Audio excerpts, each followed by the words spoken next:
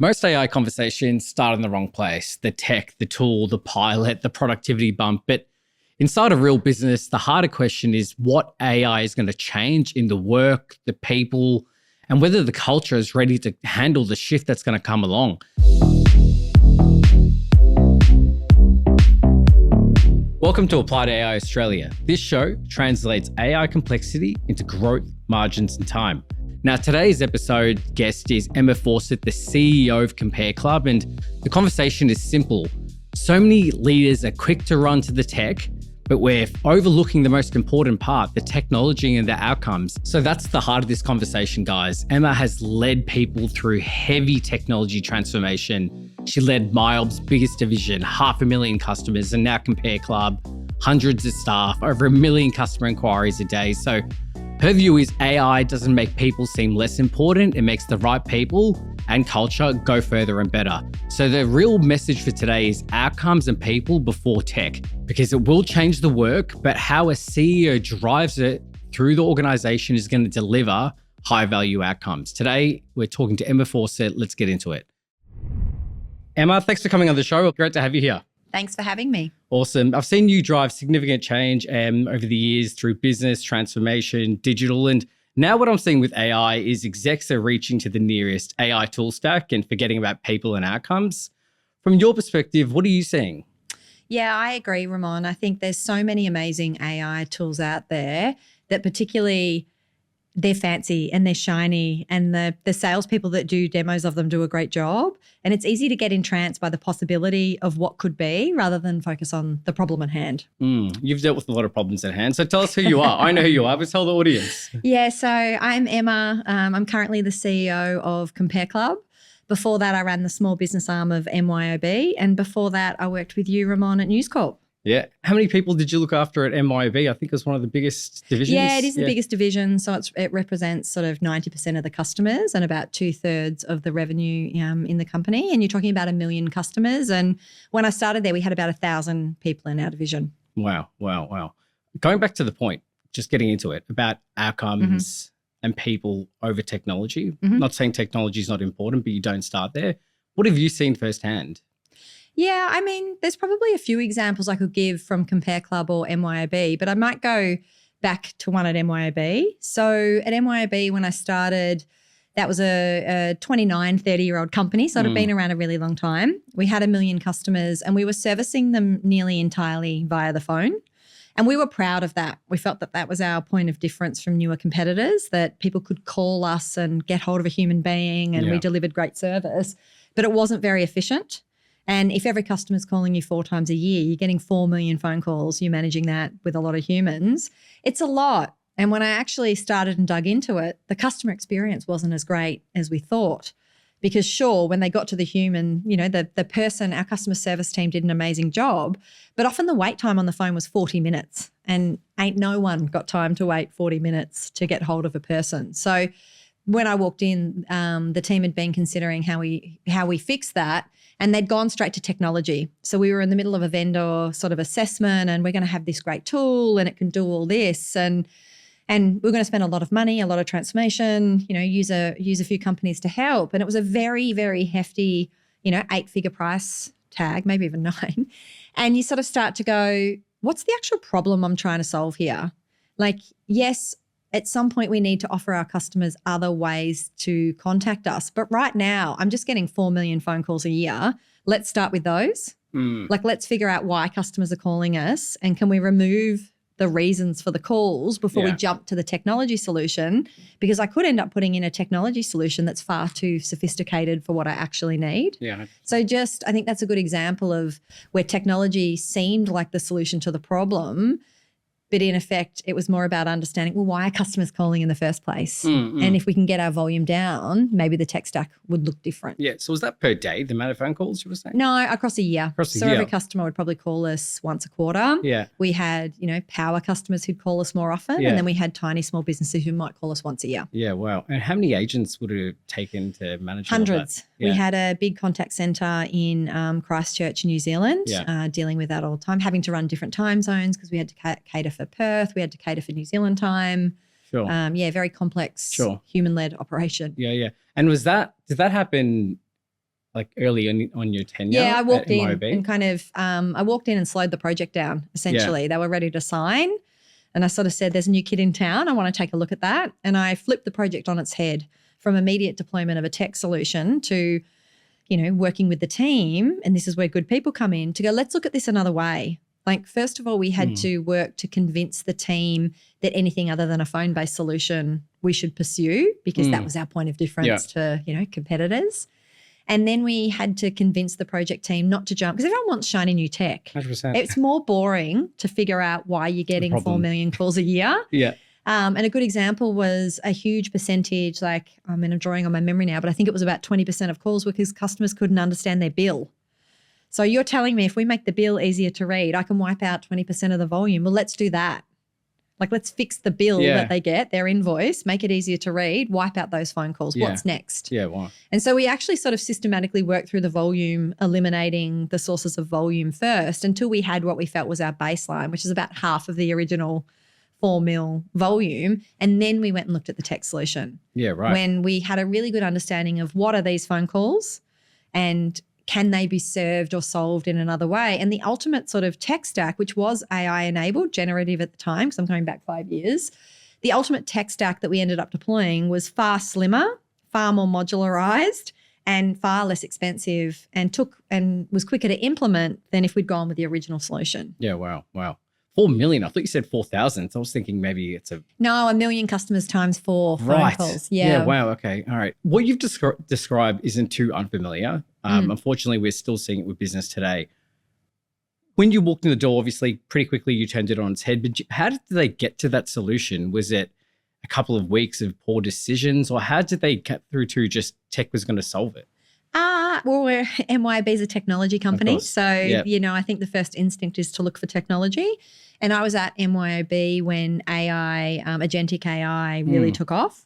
And it's funny that you hear about organizations who are sort of having to drag their team towards AI. Yeah. I would say in my division, I had the opposite problem where too much AI was coming in because we're a technology company, because we built product, because we liked shiny new tech. Yeah. We kind of had the other problem where everyone was using every AI tool known to man, and we were trying to continue the innovation and harness it, but not have a plethora and proliferation of tools all over the place. So it was a very AI forward company. Yeah, we really just rode that wave. Yeah. Interesting. And you would have seen that at your time before as well, in News Corp, in a sense, when you ran News Extend, right? Yeah, I ran News Extend, digital marketing business, platform business. That was my first foray into really thinking about how do you take something that is human-led, like the running of advertising campaigns, the running of social, the creating of web pages, and turn it into a platform that you can enable others to plug their own systems into or access sort of remotely. So how do you take this idea of something that is human with a lot of data underneath, very human powered, and turn it into a platform that others can access? Yeah. Mixed success, I would say, at News Corp with that. Very interesting and relevant for the job I'm doing now at Compare Club, where I see a lot of similarities. We're a 15-year-old business. We've helped 6 million Australians. We have a huge amount of rich data because we sell insurance and financial services products. And we've got really sort of great solid foundations of AI, and it's about how do we take that and turn it into something really powerful. So I think you've touched on something really important, going back to the point about people and outcomes. No technology in the world is going to solve the wrong people on the bus and driving towards the wrong outcomes. So the thing about AI, though, is in certain circumstances, it is changing the way we work, and it's going to continue to do that. So in the case of MYOB or another one, what sort of work had to change? How do people have to adapt to approaching people, talent, process, organization? Because what got you here won't get you there. Things are going to need to change. What's your view on that? Yeah, I think you've always got to have the right team. I'm a really big believer in you've got to have the right people on the bus, as you called it. And I think when I hire an executive team, and I've been at Compare Club 9 months and we've refreshed some of the executive team, I always look for people who are curious, because I think curiosity goes a long way. People who try and deeply understand and think through a problem rather than jump to action. I think sometimes pattern recognition is good, being able to walk in and go, I've seen this scenario before. But every business is different. So I try and hire really curious people, smart people, people who can work with others and people who seek to add value to the team, people whose first instinct is to go, how do I add value to this organization, not what can I get out of this organization. I think you've got a policy for that, don't you? Oh, no. Can I say it on your podcast? Say it, yeah. Yeah, no dickhead policy. Yeah, Correct, yeah, absolutely. Because I think if you hire a superstar lone person, they'll go fast. But if you hire a group of people and get them to work together in a team, they'll go far. And I would rather have a team of people going far. Say that again. If you hire a good lone wolf, they'll go fast. But if you can create a great team of people, they'll go far. And every business that I'm involved with and trying to run, I'm trying to do something really big, something that is unique for that organization or never been done before. And you need a great team of people to go far. So I'd say they've got to be curious. They've got to be good at their job. They've got to be able to get along, and they've got to have the mindset of just chipping in to get the job done. And I think if you can get those people and make sure that you don't set up any single points of failure so that you get other points of view, you can set a team like that or a small group of people on pretty much any problem. And that if they're curious, they'll figure out pretty quickly what the root cause of the problem is. They'll figure out what the vision or solution is. They'll figure out what the technology that needs to support it is. But more importantly, they'll take the people on the journey.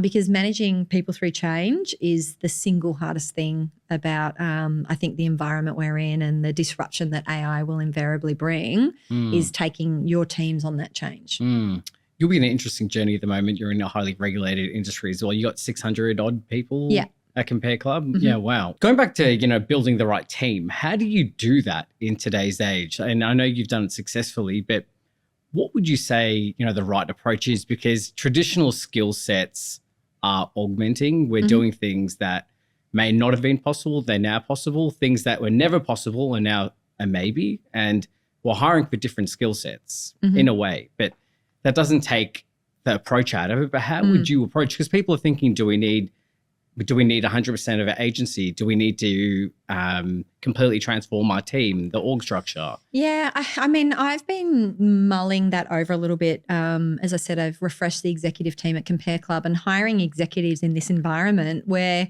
it's really interesting, right? Because a few years ago, you might have gone for brain power. You might have gone for a super smart strategic thinker. But AI can now do a lot of that thinking and supplement a lot of what people you might have relied on pure brain power for before. A lot of smart AI tools can supplement that thinking now. Yeah. And I'm finding myself leaning more and more towards hiring people with high EQ, because we are all going to have to take our businesses through some form of disruption over the next few years. And I think EQ, really high EQ, being able to lead hundreds of people, understand what motivates people in that group, understand their fears, their hopes, their dreams, being able to create a vision that's compelling, being able to tell the story of that vision and convince people to come on the journey. Yeah. Because invariably whenever you go into an organisation and push change through, you lose your best people first because they've normally got other offers. They know they're high performers. And if you want to go on these journeys, you want to keep your best people. So more and more I'm finding myself leaning towards hiring leaders who are great leaders with super high EQ, who are curious and who are absolutely tech forward. Wow. So EQ over IQ, or the balance changes? Wow. I think the balance changes. Like I wouldn't hire, I'm not going to. An idiot. I mean, you don't get to the executive table if you don't have, some degree of smarts. But certainly I think people used to potentially hold their place on an executive table just being smart. I don't think that's enough anymore. I think you have to have really high EQ. Wow. When you onboard your next executive, if you've got one, or hypothetically, what are you looking for? You mentioned clever, curious, obviously EQ. Yeah. But when it comes to AI, are you looking for someone that strategically knows about it, uses it, doesn't think much of it, or maybe they're a super user? No. What are you looking for? They've got to be a super user. Like they've got to be able to. So you think the executive need to use it as well? Yeah, 100%. Okay. 100%. And I'm really pleased the executive I've got at the moment are all very AI forward. They're certainly keeping me on my toes. Nearly every one-to-one they're talking about an agent they built for this. So they've got to understand. And I think what I'm looking for an executive is not just an understanding of the tools and how to use them and demonstrated application of tools in their day-to-day work. I'm looking for them to have an eye on particularly in my industry, highly regulated, on the regulatory, customer and privacy risks as well. Like I don't want executives who are just going to get enamored by AI, but are thinking through the applications of it and the risks that we need to manage and the due care with our people as well. But certainly my executive team are using AI in nearly every day, every way. We're running our programs where potentially we might have had a program manager or a project manager running programs. AI is running the program. Wow. It's gathering the notes. It's creating the JIRA tickets. It's assigning the JIRA tickets. It's closing the JIRA tickets. It's updating the board packs all automatically. And that's my executive team building that. That's not anyone else building that. Where do you think AI leadership stands? Who owns it within the organisation from your view? I think everyone, but I think the CEO ultimately. I think you've got to champion it and use it. And as I said, my executive team's keeping me on my toes. I'm having to carve out time each week to keep pace with them because you don't want to be left behind. But I think it's like all things, if the executive doesn't own it and drive it, it could easily get forgotten. So from the CEO, from the board to the front line. Yeah, right? 100%. Not just the 19-year-old in administration. Absolutely not. All the way to the CEO's office. No, I like it. I like it. If we think about AI from another perspective, it's going to change how we do work, and that's going to create opportunities for things that we haven't done before, but it's going to create an opportunity for us to rethink how we do our current processes for, cost, growth, risk, time, etc. How are you approaching that, and how would you approach it within an organization, minding that in some cases people's roles are going to get augmented? I think it's a good opportunity for people to start focusing on that high value work, but what's your approach to it at Compare Club? Yeah, that's what we're doing at Compare Club. We've got a lot of opportunity, but I am very conscious that we work in a we hold a AFSL, financial services license. We sell financial services products. I take that really seriously. So from a customer perspective, we're probably moving a bit slower. But from an internal perspective, I've been in the role 9 months. I walked in and I'm very impressed with the amount of AI, aptitude and knowledge and work that's going on. We have a program we're calling Make Work Better. Our business grew rapidly, hundreds of people added in a few years, and a lot of the processes are manual. So we brought in, grew some sort of specialists internally, if you like people from all across the business who really were interested in AI, and we helped train them up, and then we've supplemented them with some external resources that we've hired. And so this team is just going area by area, going, how do we make work better? We're not really reimagining as yet. We're going after the low-hanging fruit because I want to bring the team on the journey. Of course. I want the team to feel comfortable with AI. I don't want to go into a team and completely reimagine it and freak people out. So we are using AI to work to make work better. And just to give you a few examples, we went into our finance area. Board report was taking 9 days for a couple of people to pull together. We've got that down to 2. We had to do some reconciliation for between our insurers and our accounts. That was taking someone 39 hours. We got that down to about 25 minutes.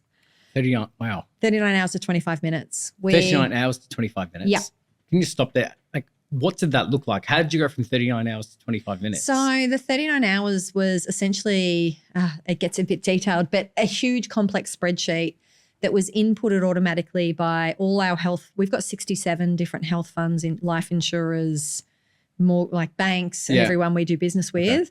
All of it would go into this enormous complex spreadsheet where they calculated what they thought they had to pay us. And then we had someone who kept a spreadsheet of what he thought we were owed, and he would reconcile the two. Wow. Sort of in Excel. And it took the better part of a week every month to reconcile, because we sell $750 million worth of financial services products a year. So it's a lot. And we help about 120,000 Australians a year. So it's a huge volume of people and business that we do. And so 1 week a month, someone in our finance team would work through that. And now the AI does it for him. The AI does the matching. He checks the work, like always. But the AI has also found money for us that, potentially we weren't getting paid. Wow. So it's actually found some money as well as saved time. So that was a good example. So 39 hours to 20-something minutes, and he's found some money. And it found some money, yeah. Wow. So that's just one example. So the board report. So we went through finance, Make Work Better. We're now in the marketing area, Make Work Better. We do a ton of marketing. So, we're changing creative all the time. We're changing landing pages all the time. We're iterating constantly. We've sort of AI-enabled a lot of that so that, again, freeing up our people to not be taking a permutation of an ad and changing it for every different platform. That's being done automatically. Okay. So we've got other work going in marketing, and then we'll just keep moving around the business in this make work better plan until we've gone around the business and everyone's feeling like, yeah, my work is better. So it essentially looks like showing up in an area and going, what part of your job do you not love? Like, what part of your job is a bit annoying? Can we automate that for you? How much time would that save? Where would you put that time? What value would that unlock? Customer complaints, our concierge team is another area that we've automated. Actually, I've just come from a retirement lunch for a team member today, straight here.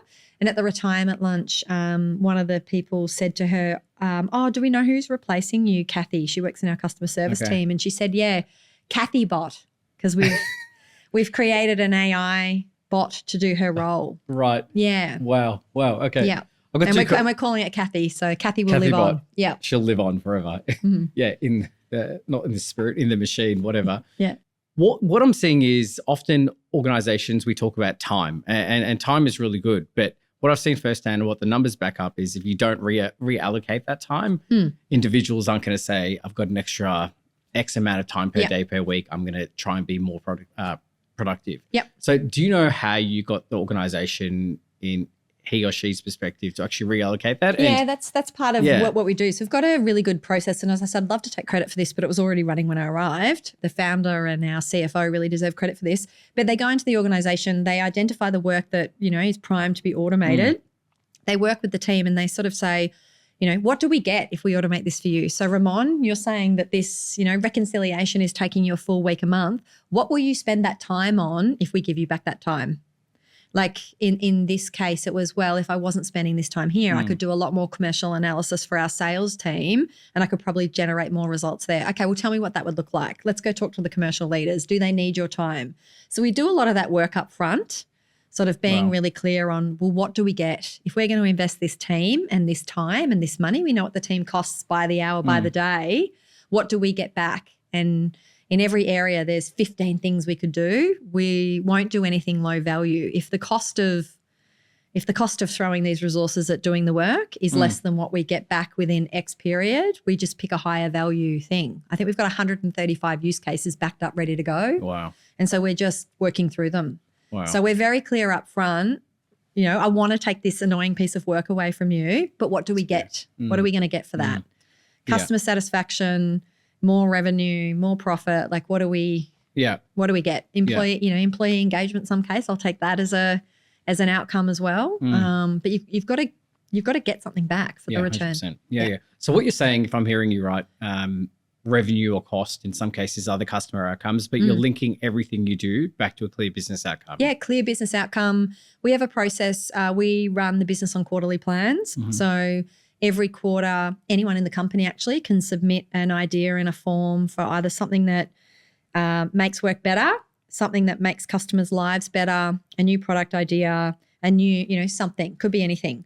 And we have a process where all those ideas are surfaced. We've introduced into that sort of template and form a one-pager for AI-specific ideas, so people can nominate work in their area for an AI idea, and then that gets assessed quarterly. And so we're always starting from a business case, just a one-pager, but a business case. We don't start without that. You got to know what you're getting as ROI. Oh, you believe me, business logic is going out the window for many execs I speak with. I just don't understand that, because even in an AI world, you've got finite resources, and in our case, we've beefed up a team to do that. And that team has a real cost to it. It's got to deliver an ROI. Yeah, but we're a business, right? We're running a business. If we're not just doing things for the hell of it, right? I would love to that would be fun. But have your job and get to dabble in AI for the hell of it. But trust me, I've got a bottom line as well, believe me. I want to dig into one more thing. That team that you said going around and looking for AI use cases, I wanted to unpack that, because one of the key blockers I think that I've seen at scale that blocks adoption is people not using it. Executives, frontline, whatever it is. And when you don't use something, you don't understand how it's going to help you, you feel like it's me versus the AI or whatever it is. And when you get your hands in it, and you understand that you can be empowered as well and you could do X that you couldn't do before, you start to get on board. So it seems like you're working proactively in the organization to find those use cases and encourage everyone to do it. But that's a very interesting concept. I haven't heard of I imagine like someone pushing around a trolley saying AI, AI, AI. It's kind of like yeah. that. But what I think we did that was, I mean, I'll take it back a step. I think the idea of being in a business and going to someone who's already working, say, 38 hours a week or more, like no one's not busy, and then saying, hey, we've provided you with these tools, Ramon, automate your work or use AI to make your work better. Who's got time for that? Like if a person is doing 38 hours a week, I think it's unrealistic to expect that they're going to find ways to make their own job more efficient. Yeah. Because sometimes they can't see them either. Do you know what I mean? Sometimes when you're doing the job every day, 100%. you can't see the way it could be made better. But I just think it's unrealistic, like to think that people are going to have that time. So we, as I said before my time, when they decided to create this team, they weren't all brought in. We created a head of AI, and then we found someone in our technology team who was just so enamored with it, had built all this stuff anyway, doing all these side quests and creating all this AI. And we said to him, would you like to take this role, this head of AI role? And then we supplemented that with some people actually from across the business and from really interesting spots. So one of our BAs working in the team was one of our health sales agents. Wow. But he just put his hand up and was all over AI. So we got him in the team. We got someone else from the technology team. And because they're known and they have relationships, it's easier for them to go around the business because they're not consultants. They're not outsiders. And we really genuinely are trying to make work better first. So they're not scary. They're not coming into an area, as consultants saying, we're coming in to automate your area because we want 30% of cost out. They're coming in first to say, how do we make work better? If we make work better for you, we're hoping that there's time. And then like with Cathy retiring today, we hope that there'll be occasions where we don't need to replace Cathy because she was in our customer service team and we'd automate it. But our first philosophy is we want to make work better. And by having some people from within the business, from across the business, by supplementing them with some external kind of specialist AI consultants, we've got pretty good pace going. Okay. So I think what we've established so far from what you shared, Emma, is technology is fantastic. It augments a hell of a lot, but it doesn't replace fundamental business, people and outcomes. And some of the key ways you're driving it at Compare Club is you're ensuring you've got the right people using it, the right people on the bus, you're encouraging adoption, and everything you do is linked back to ROI in a sense. Yep. If you had to flip it, what would be the top ways to not do this? What do you think would be the worst possible way to achieve this without stating the obvious, just the opposite of everything we've described? What would be the anti way to go about it? Is that what you mean? What are some of the big things that you see? What wouldn't I do? Wouldn't you do? I wouldn't. Better way of asking it. Yeah, what wouldn't I do? I wouldn't bring in a complete kind of team of consultants and set them loose on the business. I wouldn't put straight up a hugely aggressive cost target against it without knowing where it's coming from. And I wouldn't have a plan for the people. Like I think at the end of the day, every business is running on people. People are incredibly important. That's what businesses are. And I think as a leader, you need to think first about your people and second about the technology and business outcomes. Does that make sense? So if I was going to do it the wrong way, I would just, hire a bunch of consultants, set them loose on the business, hire a bunch of tech and hope that miraculously some outcomes would appear and hope that I don't annoy my team and they all quit on me. Tech and consultants have got their place, but it's not the solution to everything, right? Yeah. And I mean, the AI team we've got is enabled to implement tools and they do. So we've just rolled out, we're using Copilot GitHub. We're very big with the Google suite. I think even Gemini is great for daily productivity. Some of the newer releases in that. We use Claude and our head of AI is really good at consistently updating the team. And then we've run competitions like Dragon's Den style competitions amongst the senior leadership team too, so the level below the ELT. So everyone has to come up with an AI idea and have a go at kind of coding it or building it. And then they have to present their thing in a Dragon's Den to judges. And we've done that once. And then we took the top 3 there and productionized it. And one of those, for instance, was we recruit a lot of people in our service and some of our sales areas. We built out of one of our Dragon's Dens a CV scanner that's very intuitive. So any leader can go in and kind of build their brief in the CV scanner, set it live, and it'll, all the job applications will go in there. It'll sort them according to the criteria. It'll flag it picks up when people put in white text or hard code in I'm the perfect applicant. Gonna get caught out, guys. Yeah, they'll get caught out. And then it like gives a probability of success. Like it's amazing. Wow. And so it's really helping our leaders with hiring, because we might, for a customer service job, get 400 applications that previously would have had to have been sorted through by a person. So again, another example, make work better. We've saved a lot of our frontline recruitment team because they might only need to go through 30 CVs now, not 400, because the AI CV scan has ruled out 270 of them immediately. Yeah. You mentioned probability. How's that played out? Well, it's only been live for a couple of months, I have to tell you. Yeah. Interesting. Okay. And the other thing is, going back to your team, you mentioned you got a head of AI and it seems like you've got some great talent. When you walked in the organization, was that talent there? How long have you been there? 9 months. Nine yes, months. As I said, I've taken over from a founder. He's very innovative and very AI forward, and our CFO and the whole executive team actually. So this program was already up and running. They were focusing on it. We are starting to look at how we might explore AI for customer service, sort of mostly in our customer service sort of complaints team, if you like. We're exploring it there first.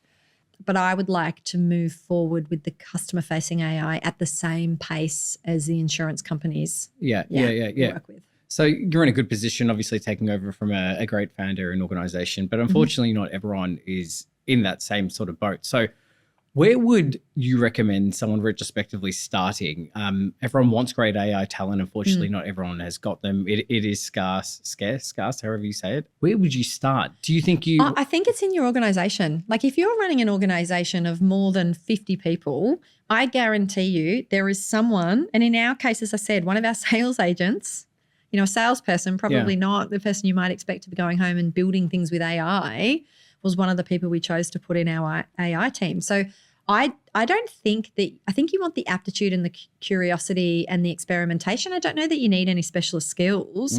So if I was running any team larger than 50 people, I'd be finding out who's going home and playing with this stuff because they want to, who's created their own little EA or assistant that's doing part of their job for them, who's automated their kids' calendars on the weekend for sport. Like you will absolutely have someone in your team who's loving this stuff. Empower them. Yeah. Because they're going to be trusted. And if you can empower them and say, hey, you know, find them and empower them to kind of lead the work. And in our case, we upskilled some of our team and put them through, you know, some training to help them on that journey. They can be the people that can get you started. You're much better with someone within the organization. So I would start there. I would start with that one person and make an example, a positive example of what they've done. Ask them, how would you apply your kind of side quest and side hustles to your own job? What might you do there? Start with that job. Yeah. And then, you know, get them to work on their buddies and just start that way. But at the same time, I would, if your ELT or senior leadership team isn't all over it, I'd get them all over it. Like, as I said, we had some training courses for all our executive and SLT. We've put everyone through the Claude training. We did the Dragon's Den training. And I think you just need, as CEO, you've got to lead it. You've got to be using it. You've got to be sharing articles about it. You've got to be telling the team how you tried and failed to build an AI EA over a weekend. Like you've got to be leading from the front and kind of demanding that your team do and keep up. That's great advice. I think just the paradox is we're seeing organizations that are getting leapfrogged by other organizations because of the competitive advantage that they've got and they've built through AI. But building any sorts of team, you know, specifically if you want to scale something with AI and rolling that throughout an organization doesn't happen overnight. It takes time. So the other crazy thing that I'll think about, because it just came to my mind as I was chatting to Salesforce yesterday, and I was at a dinner the other night, EO, and someone, a large organization, maybe, you know, 300-400 people, told me they're vibe coding CRM. Now, I'm all for building, but I think that is crazy from 100 different angles. So where do you draw the line, Emma? Like where do you encourage and then say, this, I'm going to bring in the professionals for that? We've just been through that exact debate when it comes to a contact center system for our sort of our brokers who obviously talk to customers all day long. We, about a year ago, looked at our system and thought we probably need to update, and we went through that. Do we contract with someone or do we build? And then we've probably revisited that conversation more recently and reassessed our decision. I keep coming back to, is it a differentiator? Because just because you can build it, just because you can doesn't mean you should. For sure. And I'm not sure I'd build a CRM when there's so many great off-the-shelf ones. But what we have built with AI and what we're going to continue to spend money on, lots of money, is our product quoting tool, because that's a differentiator. Our ability to take the information from the 6 million Australians that we've helped with insurance and financial services products, take that logic, take that data, put it into a smart engine that helps our brokers recommend for you the exact best product for you, because we know more about you and people like you. That's our competitive advantage. So I'm going to invest a lot of money. Like, we've already got something amazing that's AI powered, but we're going to continue to build on that. And I'd rather that's a differentiator. Having a CRM that's bespoke, I'm not sure is. And that's where we landed with our contact center system. We ended up, we chose a vendor. They're very good. But we're probably not going to they have lots of bells and whistles. We will take their core technology, use it, but we might supplement it with things that we build. So I think that would be the lens at which I look through it. Like, is there a tool out there that does it? Is it reasonably priced? Is building that myself going to maintain any competitive advantage? If the answer is no, use the thing off the shelf. If the answer is yes, build it. Okay. I think there's a lot of, practical outcomes and value there, but generating any amount of change isn't easy, specifically with the amount that we're describing and what AI is going to do. In your time, you've obviously led a lot of transformation, and transformation at its heart, there are some consistent themes, right? Where does it get hard? Gets hard with the people. Like, it really gets hard with the people. And I think as a leader, you've got to have your values that you live by. And one of mine is transparency.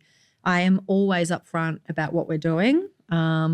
I am always, if I'm asked a question, I'll answer it. I think you lose a lot of credibility. And I think leaders who, approach AI without being transparent with their team about what they're doing will probably, not be able to take their people on the journey. But it's typical change management for me, and I don't think it's any different in a world where we're talking about a transformation driven by AI. I think you have to have a really clear vision of where you're going. I call it crossing the bridge. So you are transforming your business because you want to get somewhere. So first of all, you have to paint a compelling vision of why, like, what's there, like what's on the other side of the river, because you've got to go over it. You've got to go over a bridge. You've got to get people off their seats and over a bridge to the promised land. Why would they move? What's in it for them? Why is it better for the business? Why is it better for the customer? What's in it for them? But tell the story around that and paint that in a really rich way. Like, if I go back to MYOB, the first example we were talking about, starting to change the narrative around, but our customers, our phone service is the thing that sets us apart, was, okay, well, pretend that you're a customer. Call in, like, call right now. Oh, I'm on hold. No, don't hang up. Let's see how long you wait. And sort of saying to them, how good an experience are you having? Oh, this sucks. I'm getting hold music. Exactly. So, like, changing that perception around, is it really a great experience if every customer's waiting 15 minutes, 20 minutes? Like, it's a great experience if a human being can pick up the phone right away. But that business had cycles, right? Tax time. You can't staff for tax time in an accounting company. Like, you just can't. So it had peaks and troughs. So you were never going to guarantee that they'd get right through to a human. There's always going to be a wait time. So sort of busting that myth that the wait time, was a good customer experience was first, but then really painting that vision for the team of, if we go on this journey, if we first focus on getting the calls out, if we second focused on what's the best way to answer that customer query, the world's going to be great. Imagine a world where a customer can contact us in any way they want, whether that's WhatsApp, whether that's email, whether that's in product, whether they don't want to contact us at all and just have a how-to amazing widget pop up, cases. Like, imagine that world. How amazing is that world for a customer? Because we were a very customer-centric organization. They're like, that sounds amazing. And I'm like, well, let's go build that. Come on that journey with me. And when we go there, we're going to have less people, but we will have opportunities that we haven't had before. So we're actually able to move a lot of our service people into other roles, into customer success roles, because I'm not going to need you to take that call anymore, but I can use you to proactively contact customers and make sure they're getting the best out of their software, but there will be less of you, So those of you who, want to, voluntary redundancies, you can move on. But, like, come with me. Those of you that want to stay, come with me, because that's going to be great. It's going to be great for you because you're going to be doing varied work, not just taking the same phone call all day. It's going to be great for the customer because they can contact us in the way we want, and it's going to be great for the business. And so I think any change is just that. You've got to paint a really compelling vision of what's across the bridge, and then you have to tell people what the journey is going to be like. You know, it's not all going to be smooth sailing. You know, this part of the bridge, we're all going to have to walk a little tightrope. We're going to have to upset some customers as part of the change because Barry, the accountant's been calling us for 29 years, and we're going to try and get him to email us first. So I think being really transparent about no transformation is smooth. And then just leading with honesty and transparency through that and acknowledging when things go wrong, because they will. You've got to be willing as a leader to stand there and go, that didn't go to plan. Apologies for the inconvenience caused. Here's how we're fixing it, and here's how it won't happen again. There's a lot there. Tasks get automated, people don't. Yeah. I think that's a good way of looking at what you just shared. And talking about change and automation, one thing that comes to mind is Matt, CBA had their big AI conference a few weeks ago, I think, and Matt Cohen came out of the Fin and sort of super transparent. Transparent. I really leadership, resonate right? with that. I think you just have to call it kind of how it is. Yeah. So AI and transparency and how it's going to impact the way we work. How do you approach it? Because obviously within a business, you can be as transparent as you can, and then some things are just for business purposes, right?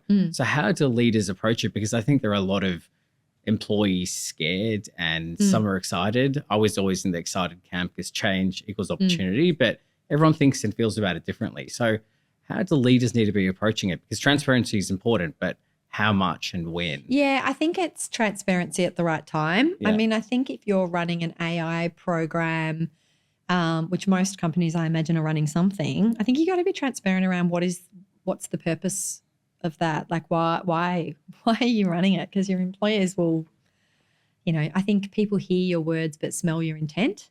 And I think people will smell it if you're, trying to hide intent there. If it's a cost out program, I think you need to probably call it in some way, shape or form. I don't know. It's a hard question, Ramon. I always try and be as transparent as possible, noting, of course, business sensitivities. I think, if you can't tell people things, you have to tell them enough. But you have to tell them everything as soon as you can. And I really applaud Matt Common and his article in the Fin Review, because Commonwealth Bank is obviously going on a big AI transformation. At the end of the day, you've got to be able to look in the mirror and you've got to face your people, and you've got to accept as a CEO that you're responsible for the well-being of lots of people, and I think they deserve respect. An interesting time, so much opportunity, but a lot of change for a lot of people. Yeah. When you think about it further in that route, obviously across your career and your experiences across multiple companies, where have you seen change done poorly? Not specifically the company. Oh, I've done change poorly. Yeah. Do you want to unpack that? Oh God, how long do we have? I think I've probably run 4 major transformation programs in my time. And I'd say in every one, there's a moment where it hasn't quite gone to plan. I think the tendency when you kick off a big change program is to think only about the happy path, which is, you think about every change you've ever done or every program, you always think about the way it's all going to go right. Every partnership you do, you think it's all going to be smooth sailing. Everything's all going to go right. I try and think about the unhappy path a bit. It's a bit grim, but I'll often do what I call a pre-mortem, which is where you get people at the start, the project team at the start in a room, and you kind of go, okay, so we think this project is going to take 12 months. We're sitting here in 12 months and this is an utter disaster. What's gone wrong? What's happened? And you just brainstorm it and you get all the ways that the program could fail up on the wall before you start, because then you can go through and go, okay, what on that wall is likely, likelihood and impact. So you can start to triage things. That's actually high likelihood but low impact. Okay, does that need a mitigation or not? Is that in our plans or not? This is high impact, highly unlikely. Are we going to try and mitigate that, or are we just going to watch out for that? Yeah. And if we're going to watch out for that, what are the signs that might be happening? So the grim path. The unhappy path. Unhappy path. Yeah. I really love that. So just starting with a pre-mortem, I think everyone thinks about how you kick off every project. It's like, this is going to be amazing in a year. We're going to have this new system. It's all going to be amazing. We'll have saved all this money, or we'll have unlocked this revenue, or customers will love it. No, I don't think enough people sit there at the start and go, more likely than not, it's going to go wrong. Let's try and get all the ways. No one loves that meeting, but it's cathartic to get out on the wall all the ways it could go wrong, and then go, actually, these 3 are real, and we should probably build into our plan some mitigation around those 3. Yeah.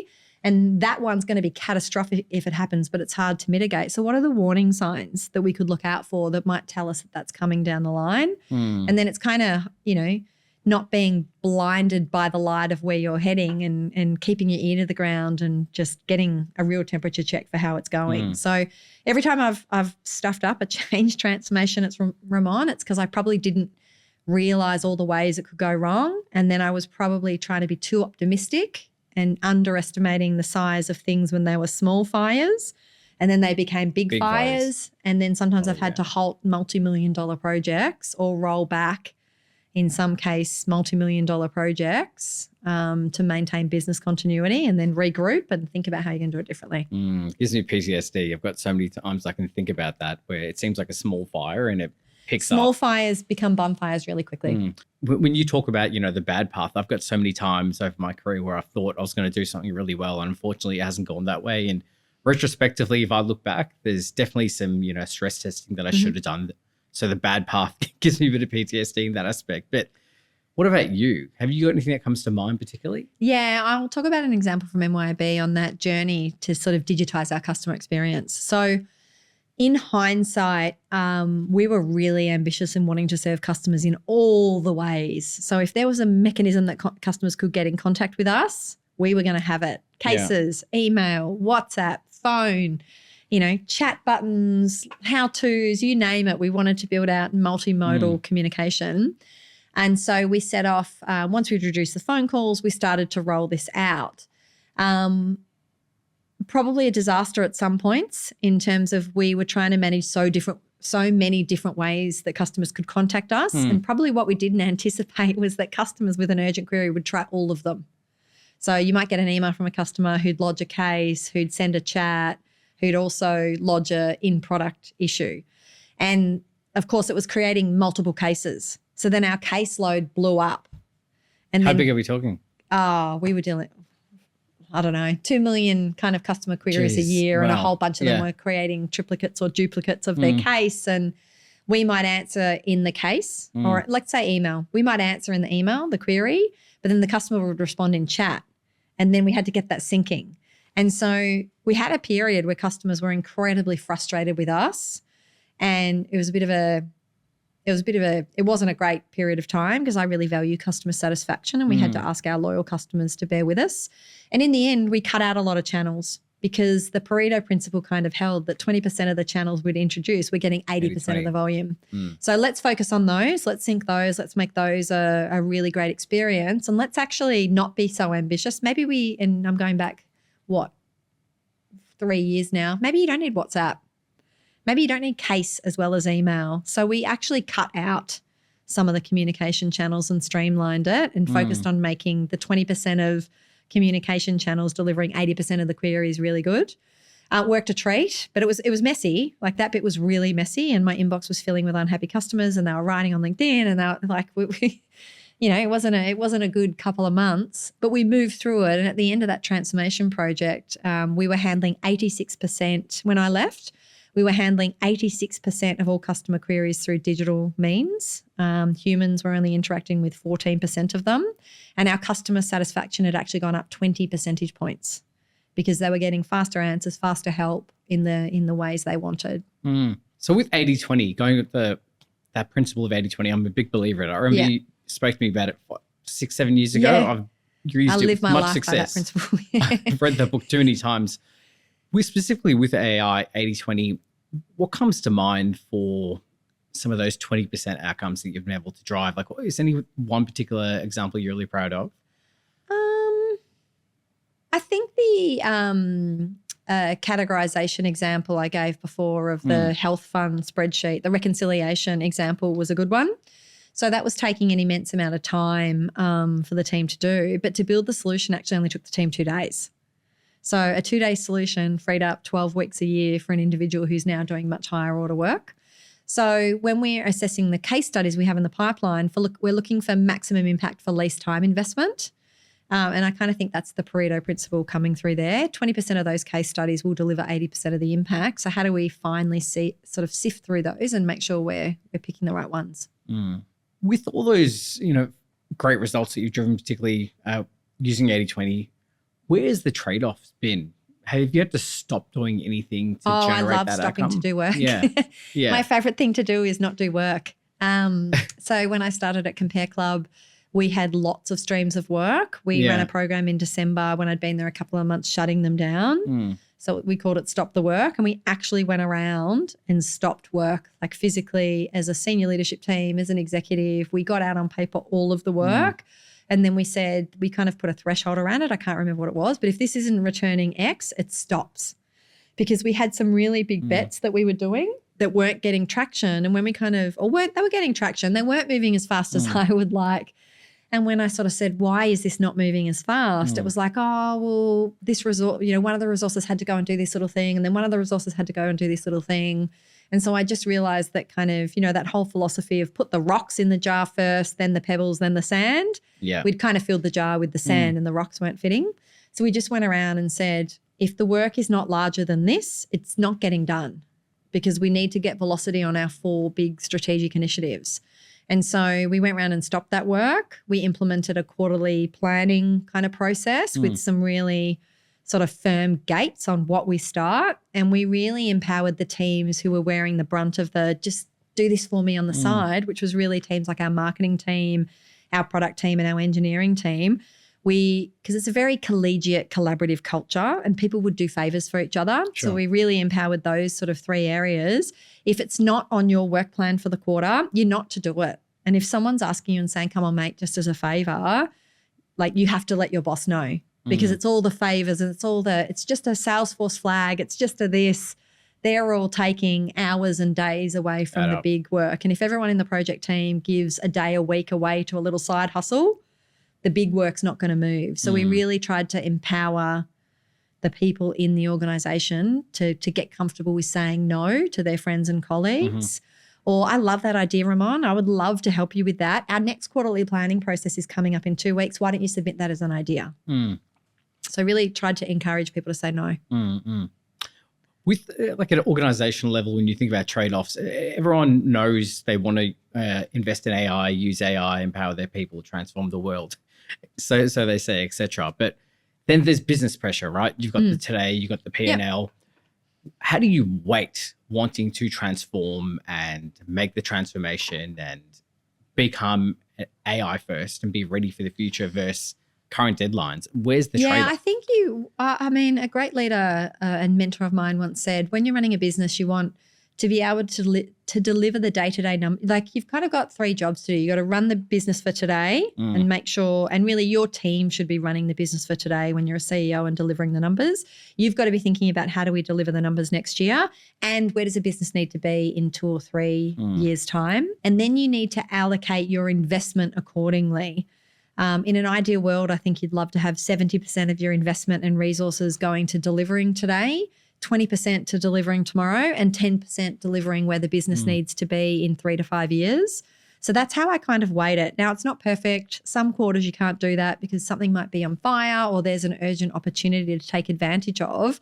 But in every business I run, I'm deliberately trying to make sure that there is, 70% delivering today, some chunk of resources delivering for tomorrow, but an amount of resources, even if it's small, trying to work on the things that could be your value unlock in 3 to 5 years. Yeah. I know you're a big driver of AI. Is that how you approach it within your organization? Yeah, that's how I think about AI. So if I think about the AI team, I would say that 70%, 80% of their work is the kind of Make Work Better program.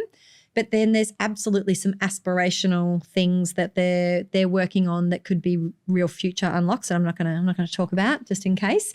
But we're definitely got them spending a chunk of their time as well on things that might never be, could be, or could be really big things for us in the future because I don't want to overinvest in that space either because it's moving so fast. I think finding the right level of investment for now with the tools as they are for now, I think is the tricky bit. Does that make sense? It does. It's really tricky because if you got $400,000, surplus capital, and you can invest it in X and get, a pretty good forecasted return versus the result of AI could be exponential, but it's a little bit more risky. How do you approach it? Because funds are limited within organizations, right? Yeah, but I think that comes down to you having a strategy, having innovation as part of that strategy, and then funding it accordingly. So we've got 5 strategic priorities in our business. One of them is it's called future growth. It is literally about what do we need to do in our business to be successful in 2 or 3 year time, and it's funded. It's got marketing resources, it's got product and tech resources. We don't expect everything they're doing in that strategic initiative to come off, but some of it will come off and some of it will be successful. I like it. So retrospectively, Emma, what's the big lesson do you think that you've taken away from your career that can be applied through to the current journey that executives are on with AI? What would you do differently? What would I do differently? I don't know that it's anything I'd do differently, but every new role I get, I am trying to lean harder and harder into curiosity. Like there's just something about that word that's a bit magical for me, asking why, trying to understand, not believing we've just always done it this way, because I think every business has a degree if it's always been, but why? Yeah. Oh, we've tried that before and it failed, but why? Leaning into curiosity, leaning into creativity, trying to harness get the best out of the people we have and bring the best talent into the team. I'd say they're my 3 things that in every sort of executive role I have or CEO role I have, I find myself leaning harder into those 3 areas. Something I always want to rap about because applied AI, we want to be able to apply it. I know you're a big power user and, many people in your organization are, but not everyone's in. If I had to bucket you, Emma, I'd put you as a driver, right? Because I know you're very, with AI use, which is good in a good way. But, everyone is different in how they're using it. If the audience is listening to it today and they were going to take away one thing from what you said in terms of, leading through AI, using AI at an executive level, what would it be? You got to put time in your calendar for it. It's as simple as that. What goes on your calendar gets done. Yeah. I think you got to schedule the time. Otherwise, it'll go on your to-do list. You'll be like, I know I need to get to this AI. I know my team is getting ahead of me. I'm not up to date. I'm not staying up to date. But if it's not represented in your calendar as a serious chunk of time where you are spending time reading about it, but more importantly, building or experimenting with it, it won't happen and it'll always stay on your to-do list and you will get left behind. What are you building and experimenting with? It's not to do with work. Okay, what is it? Can you share? Because that's the thing. People are like, where do you start? Is it reading it? Well, I want to sell this. So if anyone pitches my idea, come and see me. I want royalties. I work full time. I travel a lot with work. I have 3 kids. My 3 kids do 3 different sports. My 3 kids have part-time jobs. That the juggle is real. I am trying to build something that will take all of my kids' sport calendars, all of the notes about sport, all of the notes about school, that it's cross-country day, that it's super-duper day, that there's some excursion that they needed to wear casual clothes for, and turn it into something. We're mostly linked to Alexa because we've got an Alexa in every room that creates like a family calendar and notification system for us. So I'm not forever trawling through 15 different sport apps, my emails, trying to figure out what needs to happen. And that will say to me, Evie needs $1 for Super Duper Day on Friday. Super Duper Day. Super Duper Day. But tell me on Wednesday, because who has cash anymore? Yeah. And I'm always scrambling behind the couch cushions in the morning of Super Duper Day. So that's what I'm trying to build. I'm trying to build something to manage just the plethora of communications, because my kids are at different schools. So you've got different schools, you've got different sporting teams. It's just so much communication. Then there's all just the notifications about things. I just want a tool. I'm trying to build a tool. That's because I don't want to I don't trust myself to let myself loose on anything serious at work. So I'm trying it in my home life first. And I think every parent I've spoken to with multiple kids is like, I would love that tool if you can sort that tool out. Yeah. I'm always the parent that on the Saturday sport morning realises that I was supposed to bring the oranges on the way to the sporting match and have to stop at Woolies. Okay. I want to get out of that. Yeah. I need bloody coins. I can never find out. That's what I mean, coins. Yeah, that's the challenge. Your kids need $1 for school and you get the reminder on the morning. So yes, I'm going to solve that problem. So when I build that tool, Ramon, you can be my first customer. Done. I'm going to charge you $50 a month for it. Okay. Done. Just to make $2, right? Yeah, exactly. But I think the logic that we can apply there is you've taken a problem, no matter how big or small it is in your life, and you're trying to find a solution to it. Yeah, and it doesn't have to be a work one. Yeah. Like as I said, I don't trust myself yet to tackle anything at work. I'm trying to build this, I guess, home assistant. And then I'm going to try and build a AI EA for work as next. AI EA. Yeah, but Do I don't you have want an EA at the moment? No EA at the moment. That's new for me. So I think that I might try and build an AI one. But I'm going to try and do it at home first to make sure I don't break anything, see how that goes, and then I'll turn my attention to one at work. So just get in, use it at any level. Yeah, and then the that would be builds. you got to put it on the calendar, play with the tools, stay up to date, try and build something. And listen to this podcast, of course. Yeah, and of course, listen to this podcast. Thanks for coming on the show, Emma. How does the audience get in touch with you or Compare Club? I'm on LinkedIn. Yeah. How does anyone get in touch with anyone anymore? Yeah, I'm on LinkedIn, so I can be found on LinkedIn. If anyone wants to get their financial products and services checked, I can highly recommend Compare Club. You're like the biggest, one of the biggest, yeah, right? we're the biggest seller of private health insurance, life insurance. We do mortgages. We can help you with your utilities, and we save people lots of money. We saved a customer across 7 different products and services last week, $8,000. And we have over 9,000 5-star reviews as testament. So I love the business I run. I'm very proud of it. Awesome. All right. Well, thanks for coming on the show, Emma. No problem. Pleasure to have you. Thanks for having me. So great conversation today with Emma. And the key things I would take away is AI does not make people seem less important. It makes the right people, the right culture, and the right work more important. Now, the leaders that win will not be chasing the shiniest tool. They will be starting with the outcomes and the people so they can make the work better first and move teams into higher value contributions in the organization. The question that you need to be thinking about this week is take one AI initiative on your table, and before you approve it, I want you to think about a few things. One, what outcome are you trying to move? What low value work does it reduce? And where does the work that the high value work is taken away from the people, where does that go? Thanks again to Emma for coming on the show. And if you're not subscribed, make sure you hit that button so it will come to your inbox as soon as the next episode comes out. But remember, you can't control the speed of change, but you can control how quick you adapt. My name's Ramon Rodriguez. This is Applied AI, and I'll see you next week.